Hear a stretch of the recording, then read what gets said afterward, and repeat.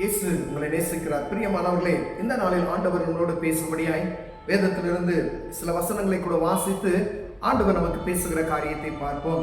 அது அப்போஸ்தலர் புஸ்தகம் 2வது அதிகாரம் 37வது வசனம், 38, 39 வசனங்கள் இப்படியாக சொல்லப்படுகிறது.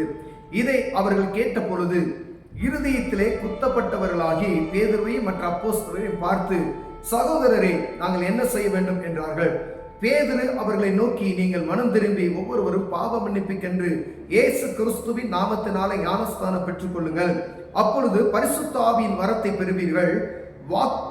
வாக்குத்தத்தமானது உங்களுக்கும் உங்கள் பிள்ளைகளுக்கும் நம்முடைய தேவனாய கர்த்தர் வரவழைக்கும் தூரத்தில் உள்ள யாவருக்கும் உண்டான இருக்கிறது என்று சொல்லி இன்னும் அநேக வார்த்தைகளால் சாட்சிக்குரிய மாறுபாடுள்ள இந்த சந்ததியை விட்டு விலகி உங்களை ரட்சித்துக் கொள்ளுங்கள் என்று புத்தி சொன்னார்கள். பிரியமானவர்களே, பேதுரு அவரை நோக்கி மனம் திரும்புங்கள் என்று சொன்ன இந்த சாட்சியுள்ள வசனத்தை நம்ம ஒவ்வொரு நாளும் வாசித்துக் கொண்டிருக்கிறோம். சபையில அநேக வார்த்தைகளெல்லாம் ஆண்டவர் நம்மளோடு இடைபடுகிறார். போதகர் பிரசங்கம் பண்ணும் பொழுது அவர் பிரசங்கிக்கிற வார்த்தைகளை குறித்து நம்ம இருதயத்தில் குத்துண்டவர்களாய் மாறுகிறோமா? அநேக வசனங்களை கேட்டிருக்கிறோம், அநேக பிரசங்கங்களை நாம் கேட்டுக்கொண்டு இருக்கிறோம். ஆனா பாருங்க, இங்க பிரசங்கித்த உடனே அவர்களுக்குள் இருதயத்துல குத்துண்டவர்களாகி பேதுருவையும் மற்ற அப்போஸ்தலரை பார்த்து, சகோதரரே, நாங்கள் என்ன செய்ய வேண்டும் என்று கேட்டார்கள். உடனே நம்ம சபையில இல்ல வெளியில பொதுவான இடத்துல ஆண்டவருடைய வசனத்தை குறித்து பிரசங்கிக்கும் பொழுது நம் இருதயத்துல குத்துண்டவர்களாய் எத்தனை பேர் மாறி இருக்கிறோம் என்பதை பார்க்கும்படியாக ஆண்டவர் விரும்புகிறார். அநேக வார்த்தைகளை நாம் கேட்டுக்கொண்டே இருக்கிறோம். என்ன கூட்டனாலும் நம்ம போறோம். ஆனா ஆண்டவர் உங்களோட அங்க பேசினாரா? அப்படி பேசின காரியத்திற்கு நீங்க மறு காரியம் என்ன செய்தீர்கள்? ஒருவேளை அந்த இடத்துல முடிவெடுப்போம். ஒருவேளை ஒரு பிரசங்கம் நடக்குது, ஆண்டவர் உங்களோடு பேசினா நீங்க வாங்க முன்னாடி அப்படின்னு சொல்லுவாங்க. அந்த இடத்துல போறதுக்கே நமக்கு என்ன செய்யும்? கூச்சமா இருக்கும். நேமுறை நாங்க ரசிக்கப்பட்டு முன்னாடி போவதற்கு அந்த நேரத்தில் அப்பயே ரசிக்கப்பட்ட அனுபவம் நிறைந்தவர்களே முன்னாடி போவதற்கு கூச்ச சுவாபமாய் இருக்கும் பிரியமானவர்களே. ஆனா ஆண்டவர் சொல்லுகிறார், அந்த ஜனங்கள் பேதுரு சொன்ன உடனே அங்கு இருக்கிறவர்கள், சகோதரரே, நாங்கள் ரட்சிக்கப்படுவதற்கு நாங்கள் என்ன செய்ய வேண்டும்?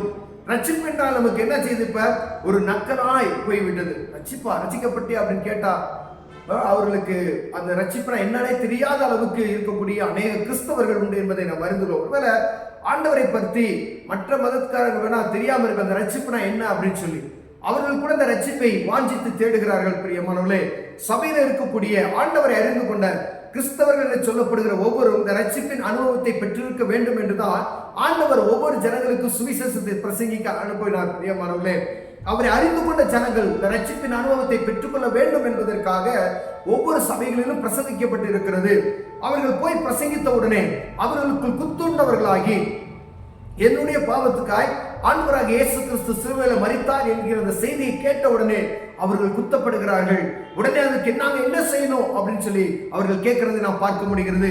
ஒருவேளை நம்ம பிரசங்கங்களை கேட்டு அந்த நொடி பொழுதுல ஒப்பு கொடுப்போம். ஆனா போய் நம்ம என்ன செய்திருக்கிறோம் என்பதை பார்க்க முடியாது. நீங்க அநேக இடத்துல ஒப்பு கொடுத்திருப்பீங்க, ஒப்பு கொடுத்து மறந்து போயிருப்பீங்க.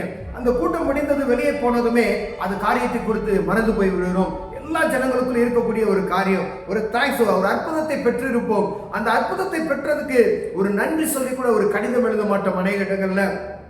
ஆனா ஆண்டவர் உங்களோடு பேசுகிறார். இந்த ரட்சிப்பின் அனுபவத்தை பெற்றுக்கொண்ட பின்பு, இந்த ரட்சிப்பின் அனுபவத்தை பெற்றுக்கொள்வதற்கு இயேசு கிறிஸ்து உங்களுக்காகவும் எனக்காகவும் சிலுவையில் அடிக்கப்பட்டு ரத்தம் சிந்தி மரித்து 3ஆம் நாள் உயிர் தெழுந்தார் என்கிற அந்த காரியத்தை அறிந்திருந்த நான், நீங்களும் ஆண்டவருடைய நாமத்தை மகிமைப்படுத்தும்படியாக இந்த ரட்சிப்பின் அனுபவத்தை பெற்றுக்கொள்வதற்கு ஆவியானவர் விரும்புகிறார். பிரியமானவர்களே, அதுக்கு நான் என்ன செய்யணும்?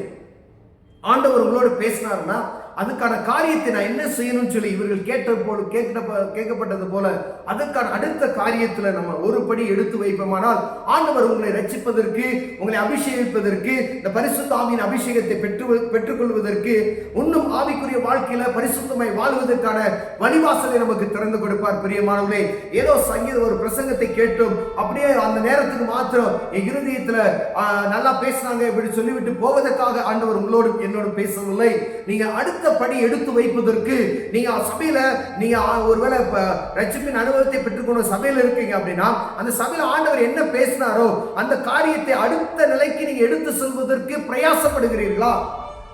ஒருவேளை ஜெபம் பண்ணாத இருப்பீங்க, ஆண்டவர் உங்களை ஜெபம் செய்ய சொல்வார். ஒருவேளை ஜெபமே இல்லை, கிறிஸ்தவர்களா இருப்போம், பிரேயரே பண்ணுவார், ரட்சிப்பின் அனுபவம் இருக்கும், கர்த்தரை நல்லா அறிந்திருப்போம், அவர் அற்புதம் செய்கிறவர், எல்லாவற்றையும் அறிந்திருப்போம்.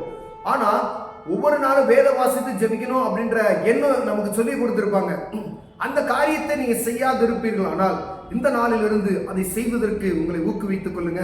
ஒருவேளை பரிசுத்த ஆவியின் அபிஷேகத்தை நான் பெற்றுவிட்டுட்டேன், நான் ஊழியமே செய்யறது கிடையாது அப்படின்னா, இயேசு கிறிஸ்துவை பிரசங்கிப்பதற்கு ஆண்டவர் செய்த நன்மைகளை, உங்களுக்கு செய்த நன்மைகளை பிறருக்கு நீங்கள் சொல்லுவதற்கு ஆயத்தமுள்ளவர்களா மாறுங்க.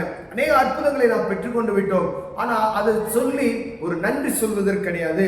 நீங்க தேவ சமூகத்துல நன்றி சொல்லல அப்படின்னாலும் பிறருக்கு போய் ஆண்டவர் எனக்கு இப்படி நன்மை செய்தார் என்று சொல்லுங்க, சாட்சியை கூறுங்க. அதுதான் சுவிசேஷம். பிரியமானவர்களே, ஆண்டவர் விரும்புகிற அதுதான். ஆண்டவர் நீங்க பெற்ற நன்மைகளை பிறரிடம் போய் சொல்லுங்க. ஒவ்வொருவருக்கும் ஒவ்வொரு காரியத்தை சொல்லுகிறார். நீங்க ஜெபம் பண்ணலாம், ஜெபம் பண்ணுங்க. பரிசுத்த ஆவியின் அபிஷேகத்தை பெற்றுட்டீங்கன்னா சுவிசேஷத்தை மற்றவங்களுக்கு எப்படி நான் சொல்லுது, எனக்கு ஆண்டவர் செய்த நன்மைகளை பிறருக்கு நான் எப்படி சொல்லணும்னு சொல்லி தேவ சமூகத்துல கேளுங்க. அதற்கான ஆலோசனைகளை ஆண்டவர் உங்களுக்கு தருவார். பிரியமானவர்களே, ஒவ்வொரு நாளும் இந்த காரியத்துல வளர்ந்து பெருகுவதற்கு அடுத்த அடி எடுத்து வைப்பதற்கு நான் என்ன செய்யணும்னு சொல்லி உங்களை நடத்துகிற ஆவியானவர் நிமித்தமே நடத்தப்படுகிற உங்க போதகர்கள், உங்களை வழிநடத்துகிற பாஸ்டர்ஸ் கேட்டீங்கன்னா அவங்க உங்களுக்கு அறிவுரைகளை சொல்லுவார்கள். அதுக்கும் மேலதான் தேவ சமூகத்துல காத்திருந்து புதுபலை நீங்க பெற்றுக்கொள்ளுங்க. ஆண்டவர் உங்களை ஆசீர்வதிப்பார். கண்களை மூடுவோம், ஜெபம் செய்வோம். அன்பின் தகப்பனே, இந்த ரட்சிப்பின் அனுபவத்தை பெற்றுக்கொள்வதற்கு ஆண்டவர் எங்களோடு பேசுகிற அந்த காரியத்தை நாங்கள் நடைமுறைப்படுத்துவதற்கு அடுத்த அடி எடுத்து வைப்பதற்கு எங்களுக்கு உதவி செய்யுங்க. இயேசுவின் நாமத்தில் பிதாவே, ஆமென்.